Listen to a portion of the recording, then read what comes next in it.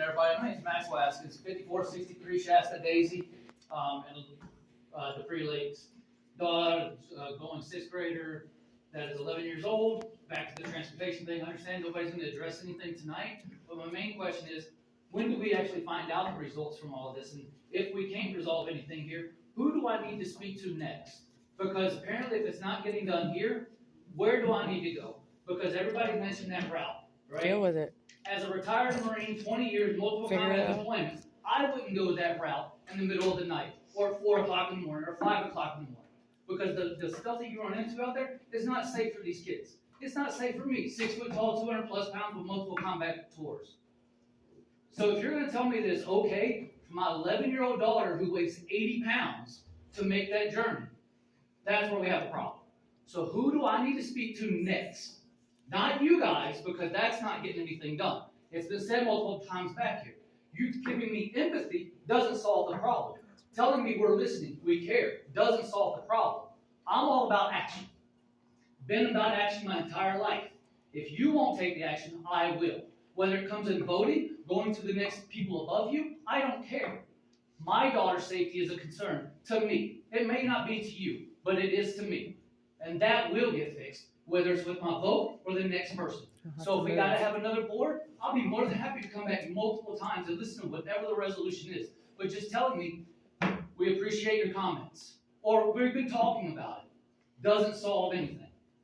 All right, if I did that in my job and said, yeah, I've been talking about it, or I've been thinking about it, I would probably be fired. The good thing is I can be fired and we vote on you. I will make sure that I do my part to make sure that you don't have the same position if that doesn't get fixed. I understand there's options for you to go back to the state, talk to those people and say, hey, we're putting in a sidewalk, we want to put in light. Can we request extra funding in order to do that? Have we done that? I don't know. Where is it at? Where's that information coming back to us? How do we get this information? The majority of the parents here are all talking about the same route. Same person in charge of that route. How do we get it fixed? Who do we talk to and where do we go?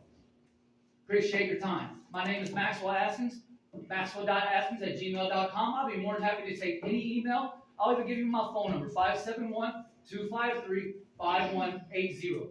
Feel free to contact me. I will be more than happy to talk, walk, do whatever you want to do to ensure my daughter's safety. Amen. Hard to follow that. No. Hi, my name is Josh Nelson. I live at 5299 Shasta Daisy Place. I also want to talk about the transportation, and just to give you a little bit of context, I actually worked for the district for 11 years. I was a manager of technology services, so I fought alongside many people in this room with many of the challenges that face Pasco County, and 95% of the time, I'm always in defense of the district.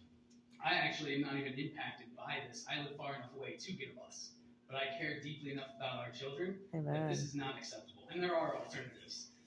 Just like Max said right before, there are supplemental, Vice Chair Harding, you actually said it's not a budget issue, right? So why not supplement with external busing systems? Why not look into the safe route to schools, which actually you pay for the sidewalk first and then they reimburse you. So there's options on the table.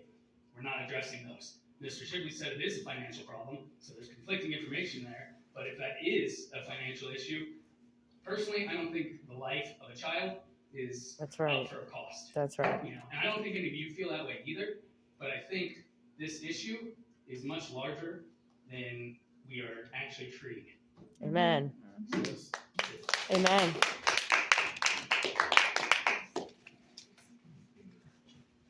All right, we do have 2 other cards, but we do have a policy of 3 minutes total for the meeting, and I believe both of those, according to the attorney, they have used their time.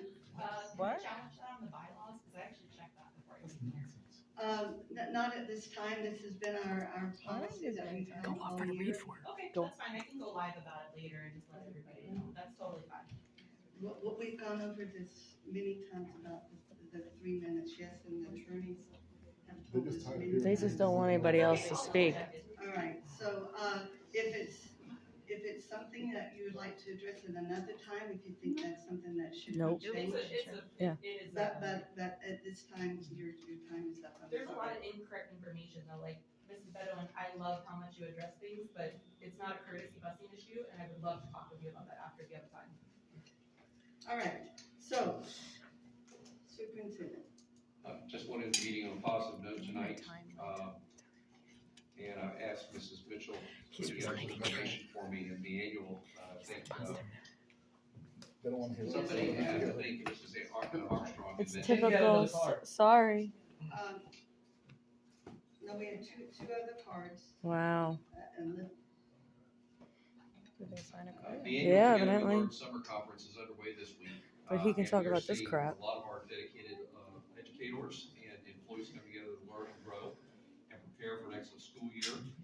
They have offered over 225 sessions, and as of today, we've had 2,142 participants, with nearly 150 of our teacher leaders, coaches, district staff, facilitating sessions for our educators.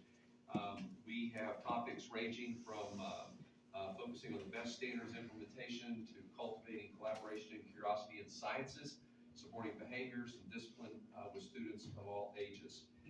Not only are the sessions focused on high-impact instruction, but there are also sessions focused on how to use different tools and resources to engage learners. This year's Together We Learn has been virtual because they realized that we can continue to reach more people with it virtually than we can doing it at a central site. So my team has kept it virtual. However, we did bring together about 400 new teachers yesterday at Land Lakes High School. Had the opportunity to visit with them. They, I believe, are excited to be part of the Pasco family. These educators learned about our mission, our vision, our school culture, our district culture, and the things that we do to make sure that our kids are getting a world-class education that we promise them. So kudos to everyone that's involved with Together We Learn. Thank you. all right. I can't help it. I couldn't help it. Just blurt.